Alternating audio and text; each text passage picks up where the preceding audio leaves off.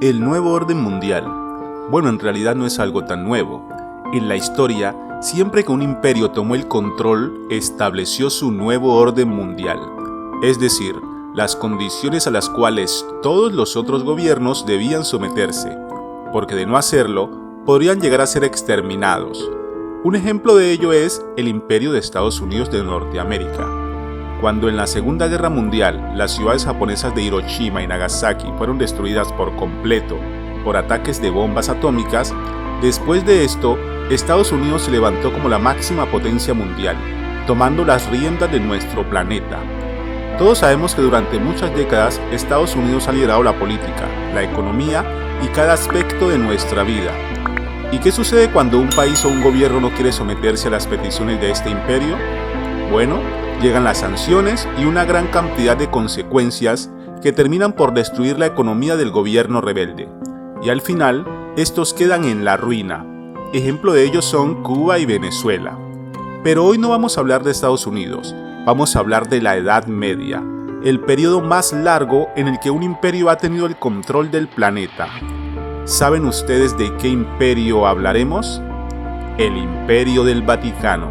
Sí, señores, este imperio gobernó el planeta por más de 1000 años. Y aunque este imperio recibió una herida mortal, esta herida está casi sanada y muy pronto volverá a tomar el control del planeta. Quédate y mira el video por completo que te aseguro te sorprenderás por los datos que tal vez no te enseñaron en el colegio. Sin más palabras, comencemos. Corría el año 27 a.C., año en el cual nace un imperio poderoso. Su nombre, el Imperio Romano. Un imperio que en el sueño de Nabucodonosor, rey de Babilonia, es simbolizado por el hierro. Un imperio que con la fuerza del hierro destrozó y exterminó a todos sus enemigos, levantándose por encima de todos. Fue el imperio en el que se partió la historia, ya que mientras estos regían el mundo conocido, entra en escena la figura más conocida del planeta, nuestro Señor Jesucristo, cuyo ministerio por el cual la raza humana sería reconciliada con Dios se dio en la época en la que Roma reinaba en todo su esplendor. Roma, nación pagana, cuyo único propósito era someter a todos los que se atravesaran en su camino. La Roma de los Césares, de la cual el Señor Jesús, en una escena en la que se le pidieron los impuestos que todo ciudadano debía pagar por estar bajo el control del imperio, dijo: «Dad al César lo que es del César y a Dios lo que es de Dios», dejando claro que la religión y la política no debían estar juntas. De allí nace la declaración que exige que haya un muro de separación entre iglesia y Estado. Después de que Cristo murió y resucitó, dio órdenes a sus discípulos de predicar el Evangelio al mundo entero. Fue así como Cristo estableció la iglesia cristiana, una iglesia pura y sin mancha, que prefería obedecer a Dios antes que a los hombres. Una iglesia que no tenía nada que ver con el Imperio Romano.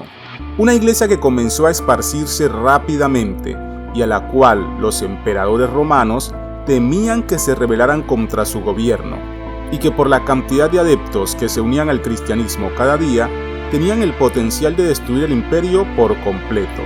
Así empezó la persecución contra los cristianos.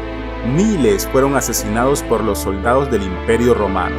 Otros fueron devorados por las fieras en el Coliseo Romano, lugar donde la plebe, o sea, los más ricos del imperio, eran entretenidos con semejantes carnicerías. Pero la sangre de los cristianos era semilla, ya que mientras más asesinaban, más personas se añadían a la secta odiada por los romanos. Llega el año 312 de nuestra era, y algo increíble sucede. Constantino, el emperador romano, adopta el cristianismo como la religión del imperio, y los cristianos que una vez fueron perseguidos por su fe, ahora llegan a tener todos los beneficios. Algunos llegan a posiciones elevadas en el mismo imperio que antes los persiguiera, alcanzando una prosperidad económica y social envidiables para muchos. Pero junto con estos beneficios, llegaría también la apostasía, ya que este cambio traería sus consecuencias. Recordemos que Roma era un imperio pagano, el cual tenía muchos dioses, y muchas prácticas que eran contrarias al cristianismo. Al comienzo, estos aceptaron las normas cristianas, pero luego de un tiempo, alegaron que si ellos habían aceptado el cristianismo, los cristianos también debían hacer algunas concesiones con el propósito de que existiera una unidad entre el cristianismo y la religión pagana de Roma. Lo primero que exigieron fue que aceptaran algunas de sus deidades. Pero como podemos imaginar, el cristianismo es monoteísta, o sea, creemos que solo existe un solo Dios. Así fue como se resistió la entrada de estos falsos dioses, ya que además, el Dios de la Biblia siempre ha advertido contra la adoración de ídolos y cualquier figura religiosa. Pero los romanos, en una jugada maestra, le cambiaron el nombre a sus dioses por nombres de figuras cristianas. Un ejemplo de ello es la figura de San Pedro que está hoy en el Vaticano. Todos los historiadores coinciden en que esta figura pertenece al dios pagano Júpiter. Y así sucedió con todas las figuras de los dioses paganos. Por ejemplo, la figura de María.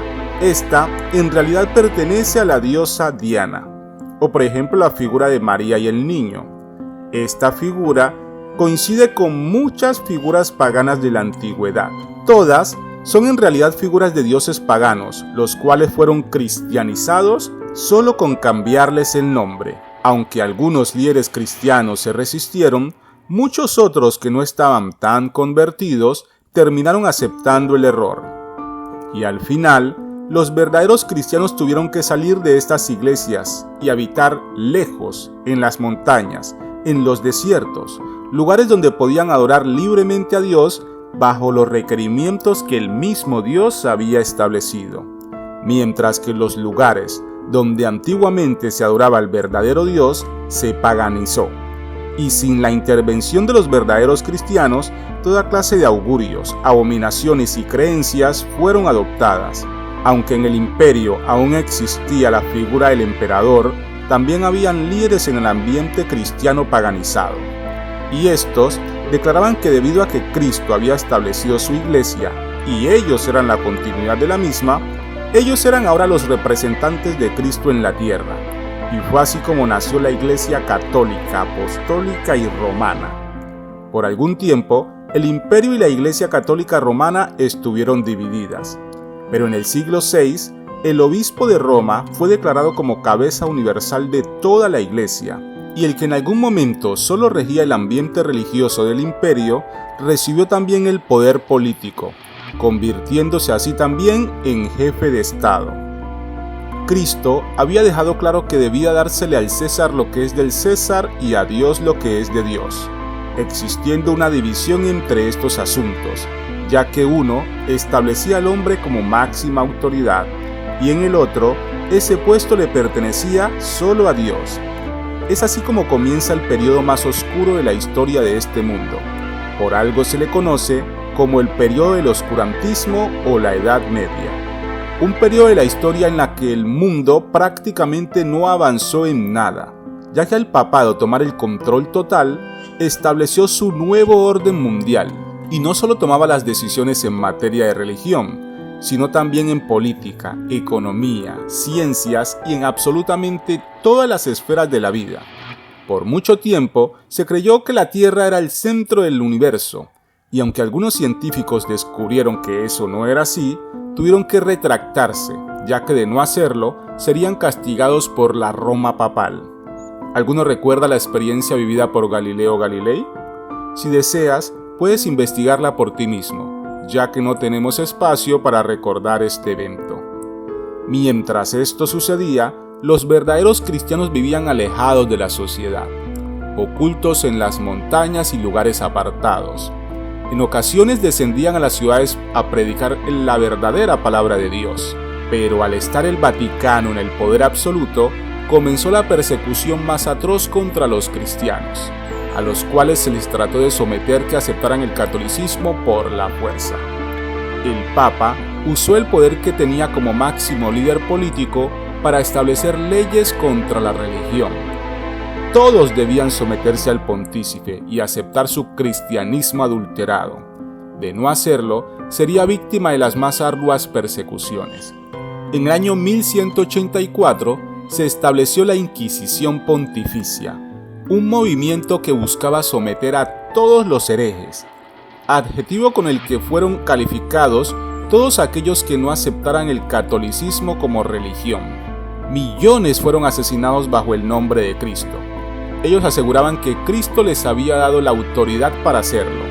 Pero ¿qué diferencia existía entre el Cristo crucificado y este poder papal?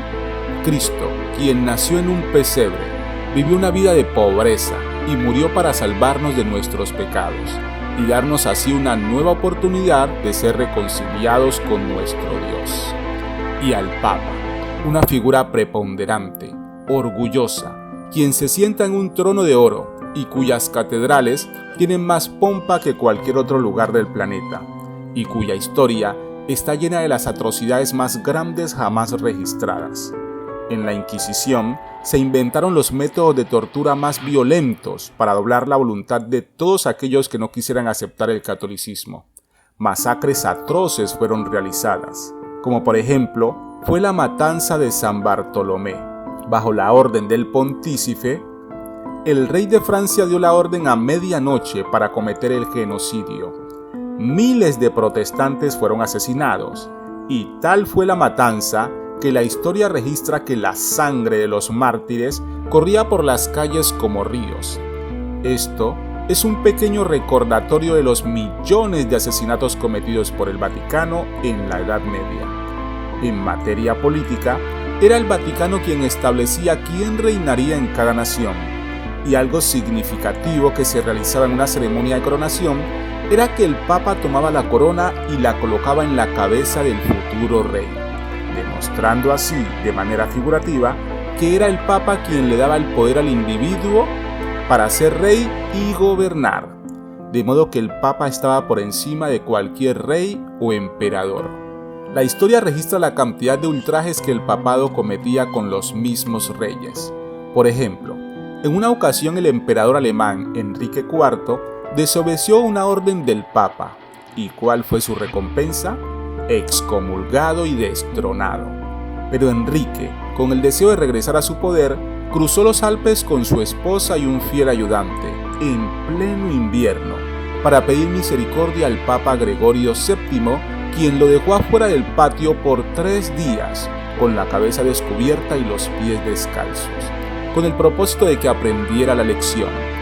La tiranía del Vaticano no tenía límites, pero pronto llegaría su herida mortal, aquella que registra el libro de Apocalipsis. En el siglo XVIII se levanta una figura muy conocida en la historia, su nombre Napoleón Bonaparte, quien llegó a ser el emperador de Francia. Pero en la coronación, algo increíble pasó. Cuando el Papa estaba a punto de colocar la corona sobre la cabeza de Napoleón, este se levantó y le arrebató la corona de las manos al Papa, y él mismo se la colocó sobre su cabeza, dando un mensaje claro que él no sería gobernado por el papado, sino que su imperio sería él mismo quien tomaría las decisiones. Más tarde, en el año 1798, Napoleón decidió acabar con el papado por completo. Ordenó a uno de sus militares, el general Alexandre Berthier, para que fuera al Vaticano y tomara cautivo al Papa Pío VI, quien era el papa de la época. Este fue llevado a Francia cautivo, y allí, en medio de su cautiverio, murió. Al papado le fueron confiscados todos los estados pontificios, y el poder con el que gobernó por más de 1260 años fue extinguido. Todo el poder, el orgullo, la soberbia fueron suprimidos. Por más de 100 años, el mundo no conoció el rostro del Papa, pero en 1929 algo increíble sucedió. El presidente italiano Benito Mussolini decidió ceder una porción de tierra al papado, lo que hoy conocemos como el Vaticano. 44 hectáreas de terreno desde donde el papado gobierna al día de hoy. Con esta porción de tierra, el papado ha sido reconocido de nuevo como una figura política, ya que al ser el Vaticano un estado independiente, convierte al Papa en presidente de una nación, la Nación del Vaticano. Desde entonces, Hemos sido testigos de cómo la herida de la bestia papal está sanando, y hoy está tan sanada que todos los líderes políticos le reconocen como autoridad. Y pero muy pronto, el poder que tuviera en la Edad Media será restablecido, y volverán a cometer las mismas atrocidades contra aquellos que decidan rebelarse contra ellos, y aceptar solo a Dios como su autoridad. Bueno, hemos llegado al final del video, no olvides suscribirte y activar la campanita. Nos vemos en el próximo video. Dios te bendiga.